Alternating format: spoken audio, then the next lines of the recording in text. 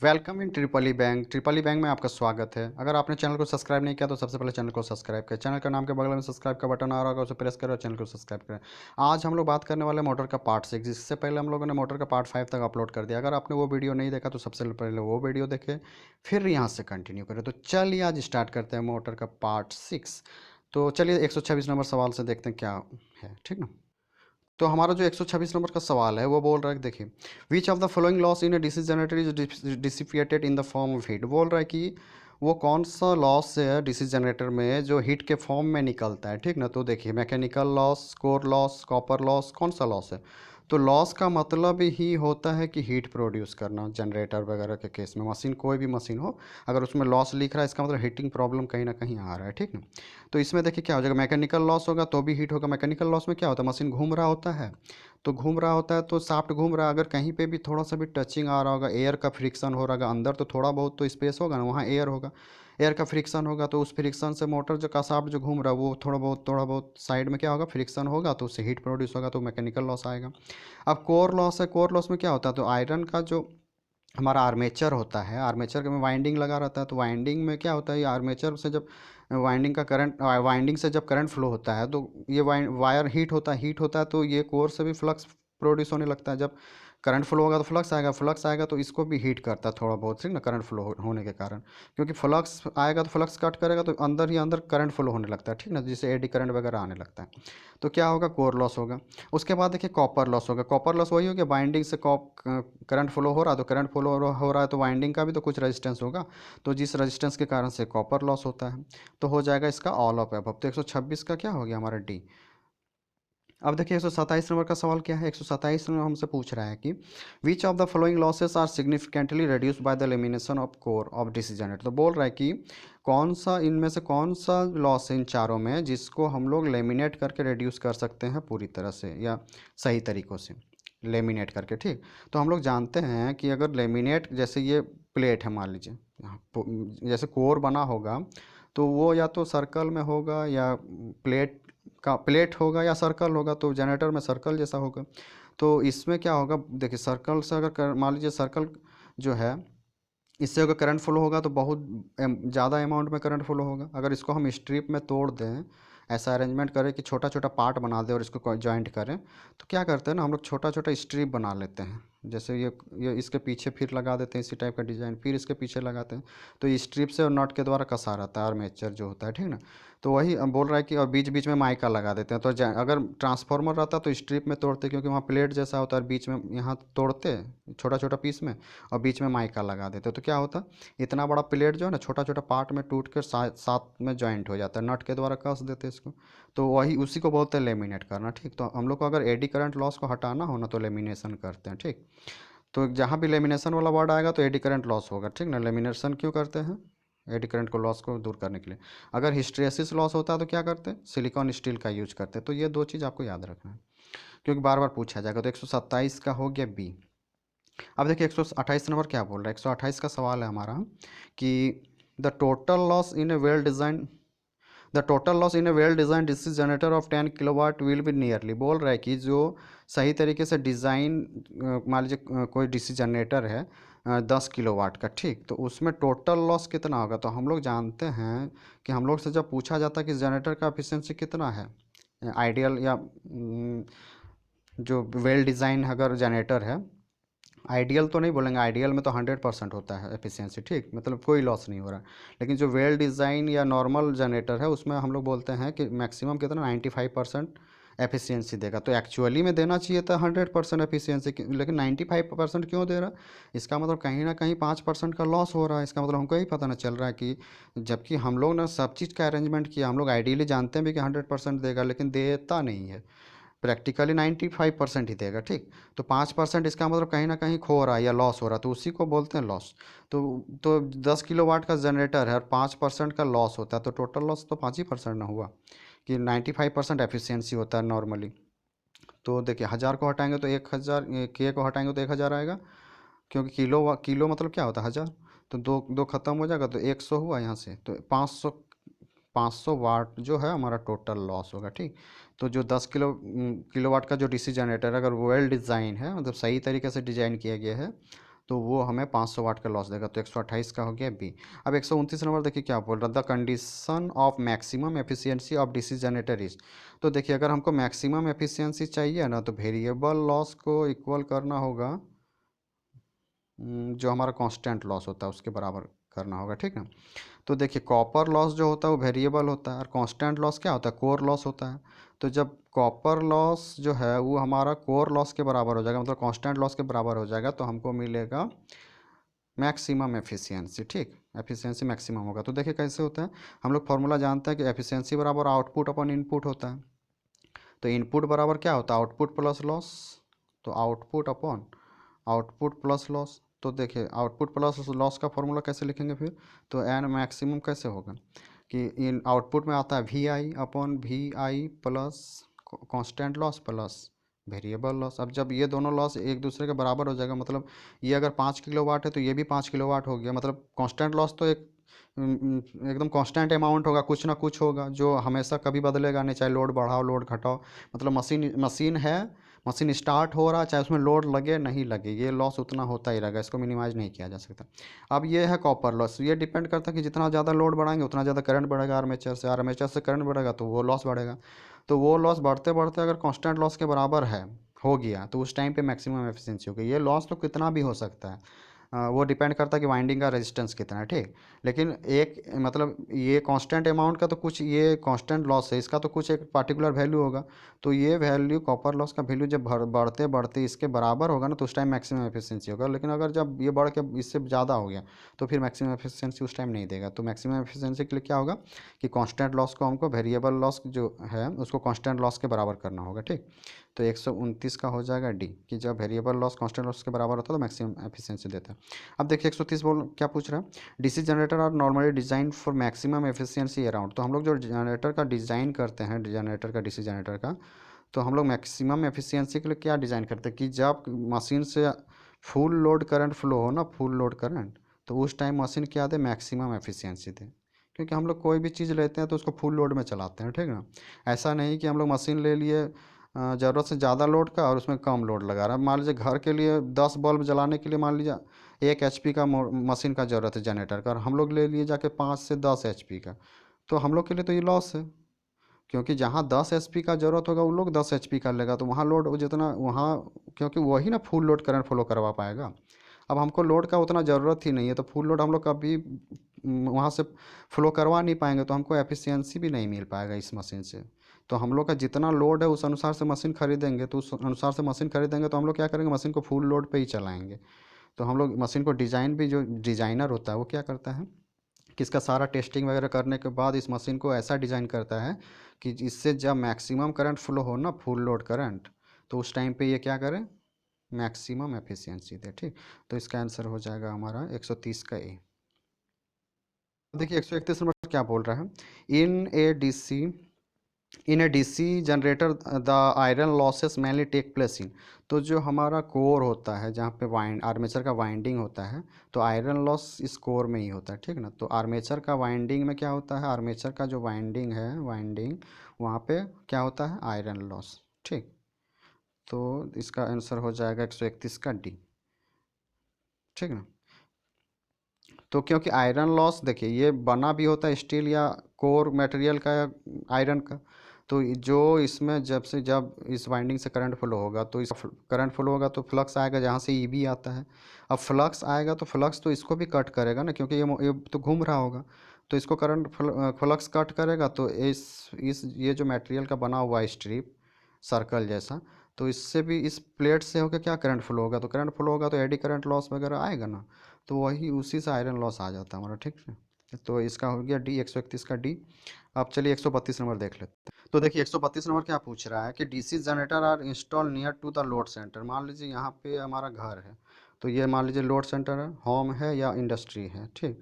तो हम लोग जनरेटर को घर के आसपास ही कहीं ना प्लेस करते हैं, क्यों करते हैं, ताकि ज़्यादा से ज़्यादा वायर का ज़रूरत ना पड़े। नहीं तो अगर मान लीजिए यहाँ घर है और हम 1 किलोमीटर दूर में जनरेटर को लगाएं तो कितना 1 किलोमीटर वायर का ज़रूरत होगा।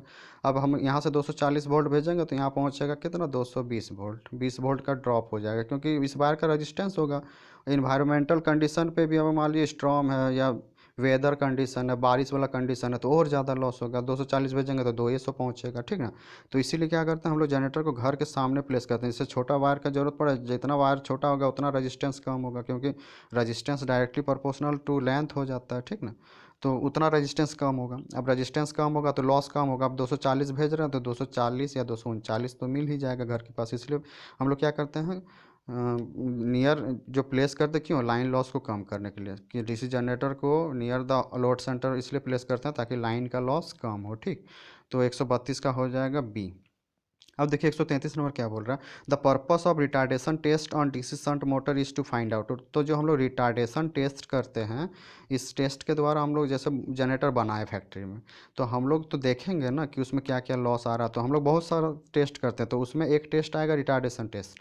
तो इस टेस्ट के द्वारा हम लोग क्या करेंगे ना, तो हमारा जो स्ट्रे लॉस है, स्ट्रे लॉस को हम लोग फाइंड आउट कर लेंगे, ठीक ना। तो ये स्ट्रे लॉस होता है, मैकेनिकल लॉस होता है, और हमारा दूसरा एक हो जाता है, तो एक हो जाता है हमारा स्ट्रे लॉस हो गया, एक मैकेनिकल लॉस हो गया, और एक हो जाएगा हमारा कोर लॉस, ठीक। तो मैकेनिकल लॉस में क्या आएगा, देखिए मैकेनिकल लॉस में आ जाएगा फ्रिक्शन लॉस, जो फ्रिक्शन लॉस है। उसके बाद विंडेज लॉस, हवा वगैरह का जो फ्रिक्शन आ रहा था उससे जो लॉस होगा, ये मैकेनिकल लॉस का और कोर लॉस का। तो स्ट्रे लॉस इससे हमको निकालने को मिलता है। अगर स्ट्रे लॉस निकालना है तो हम रिटार्डेशन टेस्ट करेंगे उस मशीन में, ठीक।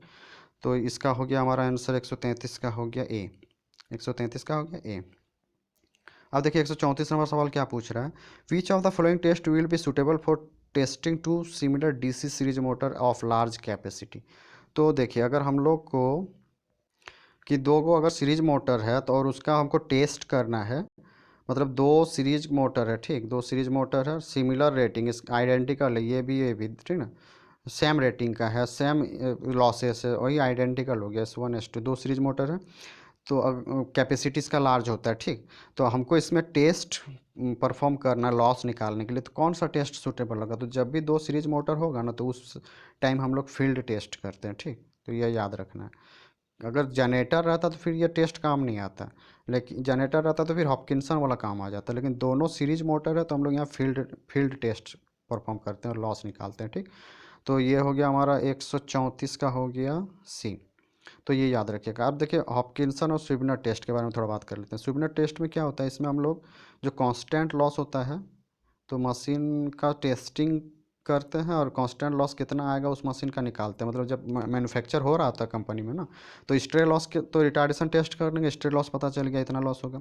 बहुत सारा लॉस होता है ना, स्ट्रे लॉस होगा, उसके बाद नो लोड टेस्ट होगा, मतलब नो लोड टेस्ट हमको स्वीपनर टेस्ट से मिल जाएगा, नो लोड कितना लॉस हो रहा है, मतलब जब मशीन में लोड लगा हुआ नहीं है उस टाइम में लॉस कितना आ रहा है, वो स्वीपनर टेस्ट दे देगा। उसके बाद ये हॉपकिंसन टेस्ट है, ये फुल लोड टेस्ट हमको दे देगा, मतलब जो वेरिएबल लॉस है वो भी निकाल के दे देगा कि लोडेड कंडीशन में मशीन में कितना लॉस आ रहा है, ठीक। और फील्ड टेस्ट है, ये दो सीरीज मोटर के लिए करेंगे हम लोग। तो हॉपकिंसन टेस्ट और स्वीपनर टेस्ट क्या होता है कि नो लोड में परफॉर्म होता है, ठीक। और हॉपकिंसन टेस्ट जो है फुल लोड में परफॉर्म होगा, ठीक, क्योंकि नो लोड में ही ना हमको जो है कांस्टेंट लॉस मिलेगा। मतलब मशीन में कोई लोड लगा हुआ नहीं है तो मशीन में जो लॉस हो रहा होगा वही ना कांस्टेंट लॉस होगा। लोडेड कंडीशन में ये वेरिएबल करंट जो कॉपर लॉस है वो वेरिएबल लॉस होता है, तो लोड लगाएंगे तब ना पता चलेगा ये लॉस हमको। तो ये दोनों हो गया परफॉर्म करते हैं। तो इसमें हम लोग हॉपकिंसन टेस्ट में क्या करते हैं कि इसमें हम लोग एक जनरेटर और एक मोटर लेते हैं, जनरेटर को मोटर से कनेक्ट, मोटर और जनरेटर एक साथ कनेक्शन रहता है, ठीक ना, इसका शाफ्ट। अब जनरेटर में हम लोग क्या करते हैं, सप्लाई दिए तो जनरेटर घूमने लगा और ईजी बनाने लगा, मान लीजिए 230 वोल्ट बनाया और जनरेटर ये मोटर को दे दिया। अब मोटर इतना 230 वोल्ट में इतना स्पीड में घूम रहा है कि जनरेटर को इतना स्पीड से घुमा पा रहा है, मतलब मोटर के द्वारा ना जनरेटर घूमेगा। मतलब स्टार्टिंग में सिर्फ हम लोग सप्लाई दिए ताकि मोटर 230 वोल्ट जनरेट कर दे, उसके बाद सप्लाई को हटा देंगे, ठीक है। और उसके बाद मोटर क्या होगा, मोटर 230 वोल्ट लिया तो घूमने लगेगा, और इतना स्पीड से घूमे कि जनरेटर को 230 वोल्ट जनरेट करवा दे। मतलब ईजी जो होता है वो N5 के प्रोपोर्शनल होता है, तो जनरेटर को इतना स्पीड से घुमाएंगे कि 230 वोल्ट आ जाए मेरा, ठीक। तो अगर जनरेटर से मोटर में सप्लाई जा रहा है और मोटर से फिर जनरेटर में सप्लाई जा रहा है, मतलब मोटर को तो सप्लाई क्या देना है कि घुमाना पड़ता है, जनरेटर में तो हमको AC सप्लाई चाहिए या DC सप्लाई चाहिए, जैसा जनरेटर होगा, ठीक। तो जनरेटर में हम सप्लाई दे दिए, अब मोटर जनरेटर को घुमा रहा है, तो अगर मोटर में और जनरेटर में अगर थोड़ा सा भी लॉस ना हो तो ये मोटर और जनरेटर इनफाइनाइट टाइम तक घूमता रहेगा, मतलब एक बार हम लोग चालू कर दिए तो घूमता रहेगा, कभी बंद नहीं होगा। लेकिन प्रैक्टिकली ऐसा नहीं हो पाता है। क्यों? क्योंकि ये मोटर और जनरेटर का कुछ तो लॉस होगा, जिस कारण से क्या होगा ना, वोल्टेज का ड्रॉपिंग आ जाएगा। तो जनरेटर जो वोल्टेज दे रहा होगा तो मोटर में पहुंचा, मोटर में कुछ लॉस हुआ तो उतना स्पीड से नहीं घुमा पाया, जिससे 230 वोल्ट नहीं बना। तो इस तरह क्या होगा, मोटर और जनरेटर, मोटर घूमना बंद हो जाएगा। तो हम लोग चाहते हैं कि मोटर घूमना बंद ना हो, तो इसके लिए क्या करेंगे, हम लोग जितना लॉस हो रहा है ना उसको आउट इनपुट से प्रोवाइड करवा देंगे, ठीक। तो जितना अमाउंट का पावर इनपुट से प्रोवाइड करवाएंगे तो मतलब इसका मतलब उतना अमाउंट का अंदर लॉस हो रहा है। तो इससे हमको फाइंड आउट हो जा रहा है कि वो इतना अमाउंट का लॉस हो रहा है जितना हमको बाहर से देना पड़ रहा है। अगर हम लोग को बाहर से देना नहीं पड़ता तो जीरो लॉस हो रहा था। अगर हम लोग बाहर से दे रहे हैं, इसका मतलब क्या हो गया कि उतना अंदर लॉस हो गया। नहीं तो अगर लॉस नहीं होता तो मोटर घूमता रहता है। लॉस हो गया जिस कारण से ना मोटर नहीं घूम पाया। तो इससे हमको फाइंड आउट हो जाता है कि इतना लॉस मतलब हो रहा है। तो उसी लॉस को हम लोग फाइंड आउट कर लेते हैं हॉपकिंसन टेस्ट के द्वारा, ठीक ना। तो यही उसका प्रोसेस है हॉपकिंसन टेस्ट का। अब देखिए, जैसे बोले स्वीबनर टेस्ट नो लोड पे होता है, तो हम लोग जानते हैं कि डीसी सीरीज मोटर जो है उसको हम लोग नो लोड पे स्टार्ट ही नहीं करते, क्योंकि नो लोड पे स्टार्ट करेंगे तो ईबी का वैल्यू जीरो होगा। अब ईबी का वैल्यू जीरो होगा तो उस टाइम क्या हो जाएगा कि आईए बहुत हाई हो जाता है। तो आईए हाई हो जाता है तो क्या हो जाएगा, बाइंडिंग जलने का कंडीशन आ जाता है, मतलब हमारे लिए ये उपयोगी नहीं। इसलिए हम लोग डीसी सीरीज मोटर को कभी नो लोड पे स्टार्ट नहीं करते। तो अब जब नो लोड पे डीसी सीरीज मोटर को स्टार्ट नहीं करते, स्वीबनर टेस्ट होता है नो लोड पे, तो इसका मतलब हो गया कि डीसी सीरीज मोटर के लिए हम लोग स्वीबनर टेस्ट परफॉर्म नहीं करते हैं, ओनली डीसी शंट मोटर के लिए करेंगे इसको, ठीक। स्वीबनर टेस्ट को शंट मोटर के लिए, हाँ। तो ये दो चीज़ याद रखना। तो चलिए, इसका हो गया 134 का हो गया हमारा क्या, सी। 135 नंबर देख लेते हैं, Hopkinson test on DC machine is conduct at. तो अभी बात किए कि हॉपकिंसन टेस्ट किस में करते हैं, स्वीबनर टेस्ट नो लोड पे और हॉपकिंसन टेस्ट किस में करते हैं, फुल लोड पे। तो 135 का हो जाएगा सी। तो 135 का हो गया सी कि फुल लोड लगाएंगे तभी हॉपकिंसन टेस्ट करेंगे। अब देखिए 136 नंबर क्या है, during rheostatic braking the DC series motor. बोल रहा है कि जो रियोस्टेटिक ब्रेकिंग जो है इसी को हम लोग बोलते हैं क्या, इसी को हम लोग बोलते हैं डायनामिक ब्रेकिंग, ठीक ना। इसमें क्या करते हैं कि सप्लाई को डिस्कनेक्ट करते हैं मोटर का, जैसे मोटर है ये, इसमें सप्लाई को डिस्कनेक्ट करेंगे और डिस्कनेक्ट करेंगे और यहाँ को रेजिस्टेंस लगा देंगे। तो जो मोटर जैसे डिस्कनेक्ट करेंगे तो इनर्शिया के कारण कुछ देर तक घूमेगा। तो हम लोग क्या करेंगे, जैसे यहाँ पे रेजिस्टेंस लगाएंगे तो ये मोटर जो घूम रहा है ना, तो इनर्शिया के कारण तो थोड़ा सा करंट फ्लो होगा ही, क्योंकि फ्लक्स कट करेगा तो थोड़ा सा करंट फ्लो होगा। अब इस करंट को, इस रेजिस्टेंस का वैल्यू को इतना ज़्यादा रखते हैं, इस करंट का वैल्यू जितना है ना उसका दोगुना रखते हैं, ताकि तुरंत करंट को ये सोख ले। मतलब रेजिस्टेंस का काम ही है कि करंट को रोक देना। तो ये क्या करेगा, अपने आप ऊपर अब्जॉर्ब कर लेगा करंट को, तो क्या होगा, मशीन तुरंत रुक जाएगा, हाँ। तो वही बोल रहा है कि तो तो देखिए, जब जब जब जब ये सप्लाई दे रहे थे तो उस टाइम ये मोटर जैसा काम कर रहा था। अब ये घूम रहा, तो ये जब जैसे ही सप्लाई डिस्कनेक्ट करेंगे तो करंट का फ्लो अपोजिट डायरेक्शन में होने लगेगा, इधर होने लगेगा। तो मोटर जनरेटर में कन्वर्ट हो जाता है, रियोस्टेटिक ब्रेकिंग या डायनामिक ब्रेकिंग में। तो वही पूछ रहा है कि during rheostat braking of DC series motor, motor run as a generator होगा, ठीक। क्योंकि मोटर जनरेटर की तरह रन करने लगता है। 136 का हो गया ए। अब 137 नंबर देखिए क्या बोल रहा है, for which type of DC motor dynamic braking is generally use. देखिए, डायनामिक ब्रेकिंग और जो हमारा डायनामिक ब्रेकिंग है और रियोस्टेटिक ब्रेकिंग दोनों एक ही ब्रेकिंग है, इसका नाम सिर्फ अलग अलग है, ठीक है। तो मतलब एक ही ब्रेकिंग का दो नाम है। तो जनरली यूज, तो हम लोग इसमें कौन सा क्या बोलते हैं मोटर का यूज करते हैं जनरली। तो जनरली हम लोग इसमें क्या करेंगे, shunt motor, series motor, compound motor, तो कोई भी मोटर हो जो डायनामिक ब्रेकिंग जो है उसमें कोई स्पेशली मोटर के लिए नहीं करते हैं, तो सारा मोटर हो जाएगा। कंपाउंड मोटर में भी होगा, शंट मोटर में भी होगा, सीरीज मोटर में भी होगा, ठीक ना। तो ये ब्रेकिंग हम लोग सब मोटर में कर सकते हैं। तो ऑल ऑफ अबव हो जाएगा, 137 का हो जाएगा डी। अब देखिए 137 हो गया। तो 138 नंबर देख लेते हैं क्या बोला, during rheostatic braking the braking torque is proportional. तो जो रियोस्टेटिक ब्रेकिंग होता है उसमें ब्रेकिंग टॉर्क, ब्रेकिंग के टाइम पे जो टॉर्क होता है वो प्रोपोर्शनल होता है स्पीड का, ठीक। तो ये आपको देखना है। तो इसका हो जाएगा ए, 138 का हो जाएगा ए। क्योंकि ईबी देखिए, जो ब्रेकिंग के टाइम में ईबी आएगा तो हम लोग करंट को क्योंकि इनर्शिया के कारण घूम रहा है, तो घूम रहा है तो ईबी आएगा, तो ईबी प्रोपोर्शनल एन हो जाता है ना। तो इसका हो गया 138 का हो गया ए। अब 139 नंबर देखिए क्या बोला, which method of braking generally used in elevators. तो एलिवेटर्स होता है क्या, लिफ्ट वगैरह जो है, लिफ्ट वगैरह में हम लोग कौन सा ब्रेकिंग यूज करते हैं। तो देखिए हम लोग जनरली जो है ना मीडियम टाइप का जो ब्रेकिंग होगा, अगर पूरा हार्ड ब्रेकिंग चाहिए तो रेलवे वगैरह में हम लोग यूज करते हैं रीजनरेटिव ब्रेकिंग। लेकिन अगर इंडस्ट्री वगैरह या मीडियम टाइप का जो ब्रेकिंग होगा जिसमें हम लोग को कॉस्ट थोड़ा हम लोग इफेक्टिव होगा, तो उसके लिए हम लोग क्या यूज कर लेंगे, प्लगिंग, क्योंकि ये ठीक ठाक ब्रेकिंग देता है, इसका ब्रेकिंग टाइम भी कम है। क्योंकि देखिए अगर हम लोग कोस्टिंग ब्रेकिंग का यूज करेंगे तो वो बहुत ज़्यादा टाइम लगेगा मोटर को रोकने में। उसके बाद अगर हम लोग रियोस्टेटिक ब्रेकिंग का यूज करेंगे तो वो भी बहुत ज़्यादा टाइम लेगा लेकिन कॉस्टिंग से कम लेगा, ठीक। लेकिन इसमें क्या होगा, हीटिंग प्रॉब्लम आता है, इसलिए हम लोग इसका यूज नहीं करते। इसमें इनर्शिया के कारण मोटर खुद रुकता है कॉस्टिंग में, ठीक, तो इसलिए इसका ये उतना बेस्ट नहीं है। तो सबसे ज़्यादा जो सूटेबल हो जाता है वो प्लगिंग ही होता है। ये क्या होता है कि इसमें तो हम लोग रेजिस्टेंस वगैरह का यूज़ नहीं करते, इसमें खाली टर्मिनल का जो सप्लाई है उसको इंटरचेंज कर देते हैं, प्लस रहता है तो माइनस कर देते हैं, प्लस माइनस से जुड़ा रहता है तो माइनस प्लस कर देते हैं जब ब्रेकिंग करना होता है। जैसे मोटर घूमते घूमते सीधा डायरेक्शन में घूम रहा था तो जैसे इंटरचेंज करेंगे तो अपोजिट डायरेक्शन में घूमने खोजेगा, तो अपोजिट डायरेक्शन में घूमने खोजेगा तो सबसे पहले उसको जीरो में आना होगा।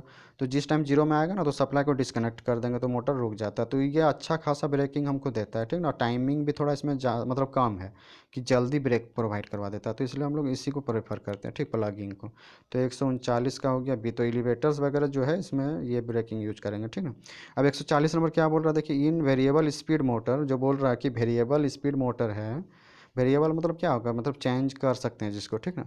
तो strong commutating field is needed to low speed then the higher speed. बोल रहा है कि उसमें जो कम्यूटेटिंग फील्ड होता है वो स्ट्रॉन्ग होना चाहिए जब स्पीड लो हो, या मतलब हायर स्पीड से, मतलब जो हायर स्पीड में जो हम लोग का ज़रूरत पड़ेगा, हाँ ज़रूरत पड़ेगा, वो कम्यूटेटिंग जो है वो लो हो, एच मतलब as compare to lower speed.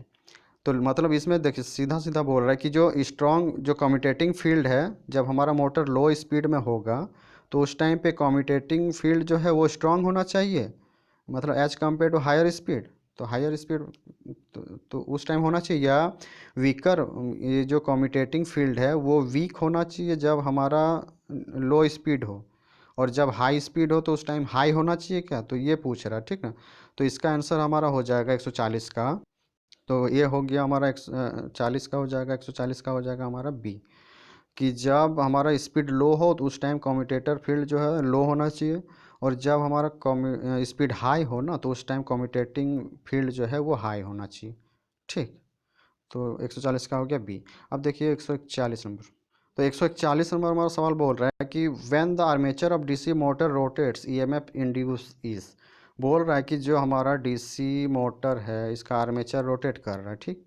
तो आर्मेचर रोटेट करेगा तो इसमें बैक ईएमएफ आना स्टार्ट हो जाता है। तो बैक ईएमएफ किसके प्रोपोर्शनल होता है, देखिए जनरेटेड ईएमएफ और बैक ईएमएफ दोनों एक ही चीज़ है, लेकिन मोटर जब आ जाता है तो उसी चीज़ को हम लोग बैक ईएमएफ बोल देते हैं, लेकिन अगर जब जनरेटर रहता है तो उस ईएमएफ को हम लोग जनरेटेड ईएमएफ बोल देते हैं, ठीक ना। एक्चुअली जनरेटर और मोटर का सर्किट सेम है, तो जनरेटेड ईएमएफ का हम लोग वहाँ यूज करते हैं जनरेटर में, इसलिए उसको बोल देते हैं कि जनरेट हुआ तो जनरेटर। और इसमें क्या, तो वही चीज़ यहाँ पे बैक मतलब बाद में आता है, मतलब पहले हम लोग वोल्टेज देंगे तब जाके ये ईबी जनरेट होगा, ठीक ना। तो ईबी को बाद में आता है इसलिए हम लोग इसको बोल देते हैं बाद, बाद वाला मतलब बैक, बैक में आ रहा है, तो इसलिए इसको बैक ईएमएफ बोलते हैं। तो ये प्रोपोर्शनल होता है n/5। तो ये बैक ईएमएफ किसके प्रोपोर्शनल है, स्पीड के प्रोपोर्शनल है। तो वही बोल रहा है कि जो डीसी मोटर है उसमें ईएमएफ जो इंड्यूस्ड होता है वो किसके प्रोपोर्शनल होता है, तो when the armature of DC motor rotates, ठीक, इंड्यूस्ड ईएमएफ इज। तो हाँ जो ईएमएफ इंड्यूस्ड होगा उसको क्या बोलेंगे, उसको बैक ईएमएफ बोलते हैं। तो 140 का हो जाएगा हमारा सी। बोल रहा है कि जब आर्मेचर रोटेट करेगा डीसी मोटर में तो उस टाइम जो ईएमएफ इंड्यूस्ड होता है तो उसको क्या बोलते हैं, तो उसको बोलते हैं बैक ईएमएफ, बस काम खत्म। 141 का हो गया सी। 142 देखिए क्या बोल रहे हैं, where DC motor of HP 12 और मोर रिक्वायर्स मोर, ठीक। बोल रहा है कि जो डीसी मोटर है वो 12 एचपी का है या उससे ज़्यादा का है, ठीक। और हमको ज़रूरत है कि फ्रिक्वेंट स्टार्ट होना चाहिए, मतलब तुरंत स्टार्ट हो जाए, तुरंत स्टॉप हो जाए। तुरंत रिवर्स हो जाए। स्पीड कंट्रोल करना चाहिए तो तुरंत स्पीड कंट्रोल हो। तो ऐसा अगर हमको करना है किसी मोटर में, तो कौन सा कंट्रोलर का यूज करेंगे? 3 पॉइंट स्टार्टर का, 4 point starter, drum type controller, या ऑल ऑफ अबव? तो हम लोग का इस ऐसे में अगर फ्रिक्वेंटली सब चीज़ करना है ना, तो इसके लिए हम लोग ड्रम टाइप कंट्रोलर का यूज करते हैं। तो 142 का हो जाएगा ए। ठीक। अब देखिए 143 क्या बोल रहे हैं। If a DC shunt motor is working at full load and if shunt field circuit suddenly opens, देखिए ये सवाल कितना बार आया है। और दो, देखिए ऐसा टाइप का दो सवाल बहुत इंपॉर्टेंट है। एक सीरीज मोटर वाला में कि सीरीज मोटर को पूछेगा कि नो लोड पे स्टार्ट कर सकते हैं, तो नहीं कर सकते। बोलेगा क्यों नहीं कर सकते? क्योंकि बैक ईएमएफ जीरो होता है स्टार्टिंग में, इसलिए करंट का वैल्यू बहुत ज़्यादा हो जाता है। इसलिए हम लोग सीरीज मोटर को स्टार्ट मतलब नो लोड पे स्टार्ट नहीं करते हैं। और तो ये रन अवे कंडीशन है सीरीज मोटर के लिए। उसी तरह शंट मोटर जो सवाल पूछा है, इसका रन अवे कंडीशन क्या होगा कि इसमें जो फ्लक्स है उसको कभी जीरो नहीं करेंगे। मतलब अगर रनिंग टाइम में अगर सडनली फील्ड वाइंडिंग ब्रेक हो जाता है, टूट जाता है, सर्किट से हट जाता है, तो आई एफ जीरो हो जाएगा। क्योंकि फील्ड से कोई करंट फ्लो होगा नहीं, फील्ड से करंट फ्लो नहीं होगा तो फ्लक्स नहीं आएगा। और फ्लक्स जीरो का मतलब क्या होता है? स्पीड इनफाइनाइट, मतलब रन अवे कंडीशन। मतलब रन अवे कंडीशन मतलब हो गया कि मशीन कुछ भी हो सकता है। हमारे लिए वो इम्पोर्टेंट, मतलब हमारे लिए वो डिसएडवांटेज है। ठीक है ना? मशीन डैमेज हो जाएगा। तो वही पूछ रहा है कि जो हमारा मशीन है उसका जो फील्ड वाइंडिंग वो सडनली ओपन हो जा रहा है, वर्किंग कंडीशन में फुल लोड में चल रहा है, तो उस टाइम क्या होगा? देखिए कैसे होता है इसमें। हम लोग जानते हैं एन प्रोपोर्शनल क्या होता है, 1/5। ठीक, ये फार्मूला याद रखना आपको। और नहीं तो अगर आपको ये वाला याद है तो उससे भी हो जाएगा। देखिए E/5, ओ सॉरी IA होगा, क्योंकि ई को इधर ले जाएंगे तो N5 आता है ना। तो देखिए अगर फाइव जीरो हो जाएगा तो इनफाइनाइट हो जाएगा, क्योंकि 1/0 क्या होता है? इनफाइनाइट। तो 0/1 पूछेगा क्या होगा? तो जीरो, याद रखिएगा। 1/0 इनफाइनाइट। 0/1 जीरो क्यों होता है? क्योंकि ऊपर ऊपर जीरो है इसलिए जीरो। ठीक। तो स्पीड क्या हो जाएगा? इनफाइनाइट। तो वही बोल रहा है। और इनफाइनाइट स्पीड होगा तो बहुत ज़्यादा स्पीड से मोटर घूमने लगेगा। क्योंकि स्पीड इनफाइनाइट मतलब समझ रहे हैं, बहुत ज़्यादा speed. This will result in excessive speed. ठीक, possibility to destroy armature due to excessive centrifugal stress. तो अब ये इसका आर्मेचर का जो शाफ्ट है बहुत ज़्यादा स्पीड से घूमने लगा, बहुत ज़्यादा, ज़रूरत से ज़्यादा। तो इसमें जो वाइंडिंग होगा सब उखड़ के फेंका जाएगा। ठीक ना? मतलब क्या होगा उसका भी अंदाज़ा नहीं लगाया जा सकता अगर ऐसा हो गया तो शंट मोटर में। तो इसका आंसर हो जाएगा 143 का हो जाएगा बी। अब देखिए 144 नंबर क्या बोल रहा है। A DC motor is to drive a load which has certain minimum value for most of the time and some peak value for short duration. We will select the, बोल रहा DC motor जो है वो load को drive कर रहा है। और जो लोड ड्राइव कर रहा है, अब उस वो लोड क्या है कि किसी मतलब सर्टेन टाइम, मतलब कभी कभी क्या हो रहा है, वो लोड मिनिमम वैल्यू, मतलब जो लोड लगा हुआ है उसका वैल्यू बहुत कम होता है। और कभी कभी क्या होता है, बहुत ज़्यादा उस लोड का वैल्यू हो जाता है। ठीक। मतलब मोटर लगा हुआ है, उस मोटर में कभी कभी बहुत ज़्यादा लोड आ जाता है और कभी कभी बहुत कम लोड रहता है सर्टेन टाइम में। ठीक। और सर्टेन, हाँ, कभी कभी रहता है बहुत कम लोड और ज़्यादातर क्या रहता है, certain time minimum value for most of the time. हाँ, और some peak value for short duration. और शॉर्ट ड्यूरेशन तो थोड़ा बहुत टाइम के लिए पीक लोड आता है उसमें, उस मोटर में। तो हम लोग ऐसा कौन सा मोटर यूज कर लें कि ये इस कंडीशन को भी झेल ले, कि कभी कभी उसमें लोड भी रहे तो चल जाए, कभी कभी बहुत ज़्यादा लोड भी मांगे तो चल जाए। तो उसके लिए हम लोग यूज करते हैं सीरीज मोटर। ठीक। तो 144 का हो जाएगा हमारा ए। ठीक ना? अब देखिए 145 क्या बोल रहा है। DC motor is to drive a load which is almost nil for certain part. देखिए इसमें 144 में एक सीरीज मोटर क्यों हुआ वो बता देते हैं थोड़ा।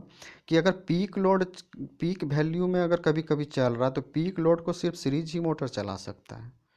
ठीक है ना? बाकी मोटर शंट वगैरह लेंगे, कंपाउंड लेंगे तो मीडियम लोड तक झेल सकता है। शंट मोटर तो कांस्टेंट लोड को झेल पाएगा, पीक उक को झेल नहीं पाएगा, क्योंकि पीक लोड में बहुत ज़्यादा टॉर्क का ज़रूरत होगा। तो उसके लिए ही हमको सीरीज चाहिए। और मिनिमम लोड है तो वो उस पर तो कोई मतलब नहीं है, सीरीज मोटर को मिनिमम में तो चला ही लेगा, लेकिन पीक लोड को दूसरा मोटर नहीं चला पाएगा, तो सिर्फ सीरीज ही चला पाएगा, इसलिए हम लोग सीरीज लेंगे, ठीक ना। तो 144 में कन्फ्यूजन नहीं होना चाहिए आपको। अब देखिए 145 कैसे समझ में आएगा। इसमें बोल रहा है कि डीसी मोटर, हम एक डीसी मोटर है जिसमें लोड लगाना है या लोड ड्राइव कर रहा है, ठीक। तो हम लोग का क्या होता है, ज़्यादातर टाइम उसमें लोड नील रहता है, मतलब ज़्यादातर टाइम लोड जीरो रहता है, और कभी कुछ पीक, मतलब कुछ टाइम के लिए क्या होता है ना, पीक वैल्यू आता है, मतलब कुछ टाइम के लिए बहुत ज़्यादा लोड आ जाता है। तो अगर देखिए, हम लोग जानते हैं कि पीक लोड को चलाने के लिए सीरीज मोटर चाहिए, लेकिन हम लोग ये भी जानते हैं कि सीरीज मोटर को नो लोड पे तो चला ही नहीं सकते, जबकि बोल रहा है कि कभी कभी लोड तो जीरो रहता है, तो इसका मतलब सीरीज मोटर तो ले नहीं पाएंगे। अब पीक लोड चलाना है तो सीरीज तो चाहिए ही, अब शंट मोटर तो ये काम कर नहीं पाएगा। तो मेरे पास अब देखिए एडवांस वर्जन में क्या आ गया, कंपाउंड मोटर। इसमें क्या हो जाएगा, शंट भी मिल जाता है और सीरीज भी मिल जाता है। तो ये प्रॉब्लम सॉर्ट आउट हो रहा है यहाँ, क्योंकि जब जीरो नील लोड रहेगा तो उस टाइम शंट के तरह मशीन कार्य कर लेगा, जब पीक लोड रहेगा उस टाइम सीरीज की तरह कार्य कर लेगा, ठीक ना। तो ये कंपाउंड मोटर का हम लोग यूज कर लेंगे उस टाइम। तो 145 का हो जाएगा हमारा सी। देखिए यहाँ पीक लोड के लिए सीरीज ही चाहिए, लेकिन नो लोड पे फिर नहीं चला सकते सीरीज को, इसीलिए। और यहाँ हमारा कंडीशन है नील लोड, तो इसीलिए हम लोग यहाँ सीरीज नहीं लिए, ठीक ना। शंट तो ले ही नहीं सकते, पीक लोड है। तो देखिए 146 का क्या है, 146 पूछ रहा है कि which DC motor has got maximum self relieving property. बोल रहा है कि ऐसा कौन सा मोटर है जो मैक्सिमम टाइम में ना खुद जो है, जिसमें खुद जो है सहायता करने का प्रॉपर्टीज होता है, ठीक है। तो वो होता है सीरीज मोटर में, ठीक। तो 146 का हो जाएगा ए, इसको आपको याद रखना, ठीक। और 147 देखिए क्या है, 147 बोल रहा है DC voltage equation of A DC motor इस। तो देखिए इसका क्या हो जाएगा, देखिए सिंपल तरीके से समझिए। ये मान लीजिए सीरीज मोटर हम लोग लिए, सीरीज लीजिए, मान लीजिए डीसी मोटर लिए, हाँ, लेकिन डायग्राम है सीरीज का। तो कोई भी मशीन हो सीरीज शंट, तो इसमें क्या करते हैं हम लोग, वोल्टेज अप्लाई करते हैं मोटर में। अगर मोटर है तो हम लोग पहले वोल्टेज देंगे, तो सबसे पहले जो आएगा वो क्या होता है, बाप। तो यहाँ बाप कौन है, भी। उसके बाद यहाँ रजिस्टेंस आ रहे है, ठीक। फिर आर्मेचर का, तो यहाँ से जब करंट फ्लो होगा तो इसमें कुछ ड्रॉप होगा, उसके बाद यहाँ पे आएगा बैक ईएमएफ, ठीक। तो ये बाप है, तो इसी से ये दोनों आया हुआ है, तो इसके इक्वल ये दोनों होगा, तो भी के इक्वल हो जाएगा E B plus I R. समझ में इतना ही आ गया होगा, आपको समझाने के लिए सिर्फ बता रहे हैं कि ये बाप है या दोनों बेटा है, तो दोनों बेटा मिल के बाप के बराबर है, ठीक। अब क्या है कि हम लोग को पूछ रहा है कि voltage equation of DC motor, हाँ, तो देखिए हमारा आंसर आ गया। तो डीसी मोटर का वोल्टेज इक्वेशन क्या होता है, भी बराबर E B plus I A R है, ठीक। तो इसका आंसर हो जाएगा बी, 147 का हो गया हमारा बी। देखिए 147 का बी, भी बराबर E B plus I A R है। तो आपको आसानी से याद कर, मतलब याद करने के लिए हम ये ट्रिक्स बताएं आपको, ताकि आपको याद रहे, नहीं तो मोटर और जनरेटर वाला फार्मूला में बड़ी कन्फ्यूजन होगा, ठीक है। तो इसको इस तरह से याद रखें आप, कि जो पहले आएगा वो बाप होगा और उसके बराबर बाकी सारा होगा, ठीक। अब देखिए 148 नंबर क्या है, a DC 230 volt DC shunt motor take 32 ampere. बोल रहा है कि जो डीसी मोटर एक दिया हुआ, ठीक, डीसी शंट मोटर दिया हुआ जिसका 230 वोल्ट वोल्टेज अप्लाई कर रहे हैं, ठीक। ये हमारा शंट मोटर है, ठीक। और देखिए अगर डायग्राम नहीं बनाएंगे तो ये वाला सवाल आप इजी से नहीं बना पाइएगा। अब यहाँ से करंट जा रहा है कितना, 32 एम्पियर, ठीक। तो थोड़ा करंट इधर जाएगा और थोड़ा इधर जाएगा। आर ए का वैल्यू, जो शंट रेजिस्टेंस होता है उसका वैल्यू बहुत ज़्यादा होता है, यहाँ पे आर्मेचर का रेजिस्टेंस होता है, ठीक। तो आर्मेचर का रेजिस्टेंस लो होता है, तो ज़्यादातर करंट इधर से फ्लो होगा, क्योंकि करंट हमेशा लो पाथ को फ्लो करता है। जिस पाथ में रेजिस्टेंस कम रहेगा ज़्यादातर करंट वहाँ से जाएगा। इसका रेजिस्टेंस बहुत ज़्यादा है तो यहाँ से कम कम करंट जाएगा। और आप देखिए आर एस एच का वैल्यू दिया हुआ है हमारा, the back E M F दिया ऑन नो लोड। तो हमको बोल रहा है जो डीसी शंट मोटर है उससे 32 एम्पियर फुल लोड करंट जा रहा है। The back E M F on the load, हमको बोला कि बैक ई एम एफ क्या होगा on the load, if the resistance of the shunt motor armature and shunt field is winding is 0.2। बोल रहा है कि जो आर्मेचर का रेजिस्टेंस है जो 0.2 ओम है, और आर एस एच का रेजिस्टेंस है वो 115 ओम है, ठीक। तो बोल रहा है कि रिस्पेक्टिवली विल भी, तो बोल रहा है कि जो हमारा बैक ईएमएफ होगा वो कितना होगा, तो देखिए आसानी से बन जाएगा। अब आई एस एच हम पहले निकाल लेते हैं, उसके बाद आई ए निकालेंगे। ठीक, यहाँ से आई ए जाएगा, यहाँ से आई एस एच। अब आई एस एच निकालना होगा तो इसके इसके टर्मिनल में वोल्टेज कितना है, 230 वोल्ट हम लोग निकाल रहे हैं आई एस एच। और उसका रजिस्टेंस 115, तो 2 एम्पियर हो गया। 115 230, 115 से 2 बार में कट जाएगा, तो आई एस एच से हो जाएगा 2 एम्पियर बहेगा। तो चलिए दोबारा देख लेते हैं। ये हमारा आई एस एच था, यहाँ से 32 एम्पियर आ रहा है। ये आई एस एच है, यहाँ से 2 एम्पियर गया, तो यहाँ से कितना जाएगा, 30 एम्पियर जाएगा। अब इसका रेजिस्टेंस है 0.2 ओम दिया हुआ है, देखिए। अब हम लोग जानते हैं वोल्टेज इक्वेशन मोटर का, वी बराबर E B plus I A R A. तो हम लोग को निकालना है ई बी, तो ई बी बराबर हो जाएगा भी देखिए कितना 230 वोल्ट दिया हुआ, माइनस इधर इसको इधर ले आएंगे, माइनस आई ए आया 30 एम्पियर इंटू 0 पॉइंट कितना दिया है, 2। ये देखिए यहाँ पे आर्मेचर का दिया हुआ, तो 30 दूना 60, एक जीरो है तो जीरो, तो 6 आ जाएगा। ठीक ना, तो ई बी का वैल्यू कितना हो जाएगा, ई बी बराबर देखिए 0.2 दिया है, ई बी बराबर हो जाएगा 230 माइनस 6, तो 224 वोल्ट आएगा। ठीक, तो बैक ई एम एफ कितना होगा हमारा, 224 वोल्ट। तो हो गया हमारा 148 का, देखिए कितना हो गया, 148 का हो गया डी। 149 नंबर देखिए, in a DC motor the iron loss occur in, तो बोलता है कि आयरन लॉस कहाँ होता है, ये सवाल पहले भी आ चुका है। तो आयरन लॉस होता है आर्मेचर में। ठीक, तो हो जाएगा आर्मेचर। 149 का जहाँ पे बाइंडिंग लगा रहता है आर्मेचर का, वही ना आर्मेचर आयरन लॉस होता है। तो 149 का भी 150 नंबर देख लेते क्या बोल रहे हैं। The speed of the DC shunt motor is required to be more than full load, this is possible. बोल रहा है जो डीसी शंट मोटर का स्पीड मान लीजिए कुछ भी है दिया हुआ है, ठीक, तो हमको चाहिए जितना स्पीड दिया हुआ ना, इससे ज़्यादा स्पीड चाहिए। तो हम क्या करेंगे, तो हम लोग फार्मूला जानते हैं कि स्पीड का फार्मूला क्या होता है, v minus I A R A upon five, या हम लोग जानते हैं कि एन प्रोपोर्शनल टू फाइव होता है। अब हम फाइव का वैल्यू घटाएंगे तो एन का वैल्यू बढ़ेगा, फाइव का वैल्यू बढ़ाएंगे तो एन का वैल्यू घटता है, क्योंकि N proportional to inversely proportional five होता है।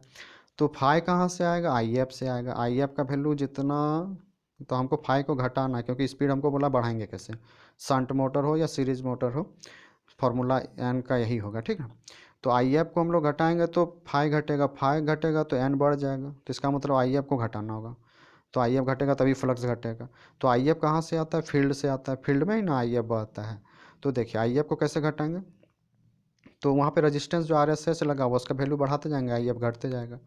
तो decreasing reducing the field current, हाँ सही है कि फील्ड करंट को रिड्यूस करेंगे तो हमारा स्पीड बढ़ जाएगा। तो 150 का हो जाएगा ए। ठीक ना, तो आशा करते हैं कि आपको बहुत ही अच्छा समझ आया होगा और मज़ा भी आया होगा इस सीरीज़ में। और अगर टोटल सीरीज़ आप नहीं देखें तो प्लीज़ शुरू से देखिए, आपका इतना अच्छा मोटर का कॉन्सेप्ट क्लियर हो जाएगा ना, कि इससे पहले आपने ऐसा कभी भी क्लियर नहीं किया होगा। और आप यकीन मानिए आपका एग्ज़ाम में एक भी सवाल नहीं छूटने देंगे हम, अगर आप पूरा सीरीज़ देख रहे हैं जनरेटर मोटर, और आने वाला टाइम में भी जितना बनाएंगे। तो प्लीज़ पूरा सीरीज़ देखिए। थैंक्स। तो आपको बहुत ही मज़ा आया होगा।